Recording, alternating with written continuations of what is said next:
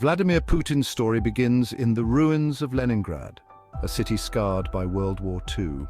The city, now known as St. Petersburg, bore the deep wounds of a brutal siege that lasted nearly 900 days, leaving a lasting impact on its inhabitants.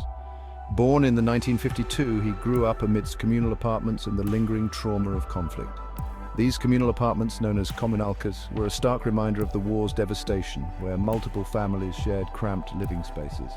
His parents, factory workers who had endured the horrors of the Nazi siege, instilled in him a deep sense of patriotism and a reverence for strength. They had survived the unimaginable, and their resilience became a cornerstone of Putin's upbringing. The young Putin, small for his age and often bullied, found solace in the world of espionage and adventure depicted in Soviet spy novels. These stories offered an escape from his harsh reality and ignited his imagination. These stories, with their tales of cunning and ruthlessness, would later shape his worldview and his approach to power. The characters in these novels were not just heroes, they were survivors, much like his parents. Even as a boy, Putin displayed a fierce determination and a thirst for control. His small stature did not deter him. Instead, it fueled his desire to prove himself. He excelled at Sambo, a Soviet martial art that emphasized grappling and throws, earning a black belt as a teenager. Sambo was more than just a sport, it was a way to channel his aggression and build his confidence. This training instilled in him a discipline and a tolerance for pain that would serve him well in the years to come. The rigorous training sessions taught him the importance of perseverance and mental toughness. Beyond the physicality of Sambo, Putin was drawn to the mental game, the strategic maneuvering and calculated aggression that mirrored the world of espionage he so admired. He saw parallels between the mat and the geopolitical chessboard.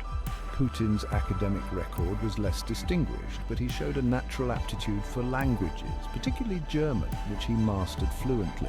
His linguistic skills would later open doors in the world of intelligence. This skill would prove invaluable during his time in the KGB, allowing him to navigate the shadowy world of Cold War intelligence gathering.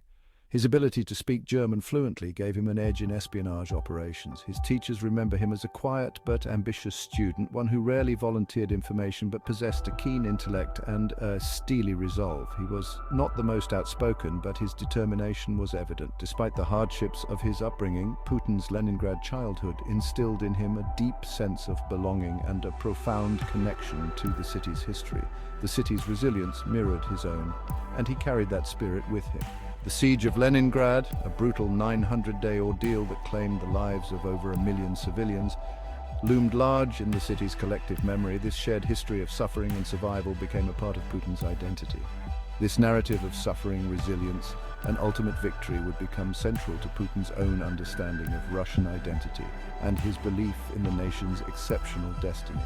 He saw himself as a product of this legacy, destined to lead and protect his homeland. Drawn to the intrigue and power of the intelligence services, Vladimir Putin joined the KGB after graduating from Leningrad State University with a law degree.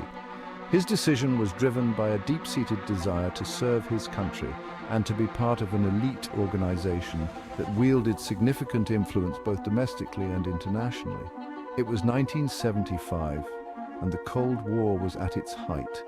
The world was divided into two opposing camps, with the Soviet Union and the United States locked in a tense and often perilous standoff. The KGB, as the Soviet Union's premier intelligence agency, played a crucial role in this global struggle. For a young man with Putin's background and ambitions, the KGB offered a path to influence and a chance to serve his country on the front lines of the ideological struggle against the West.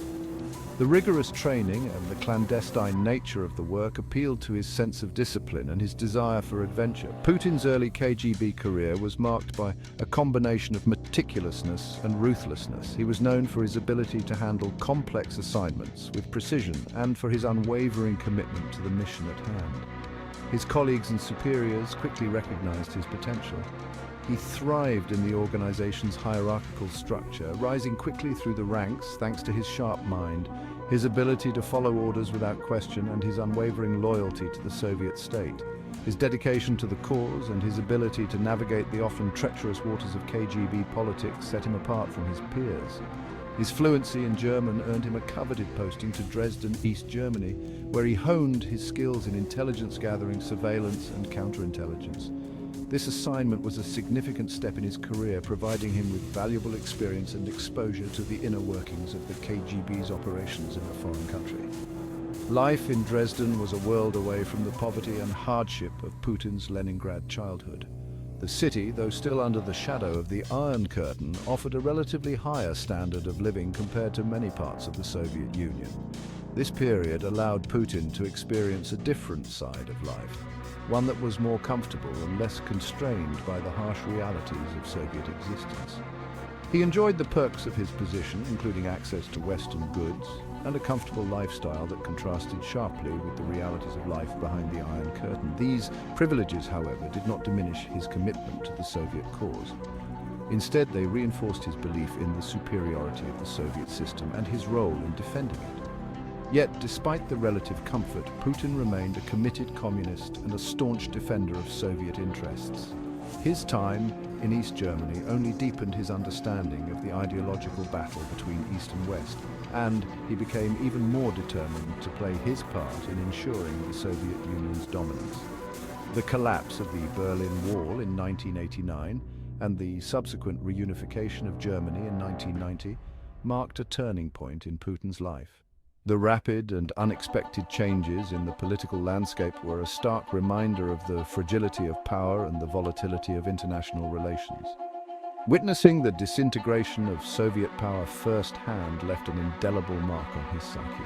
The events of this period were a profound shock to Putin, who had believed in the strength and permanence of the Soviet state.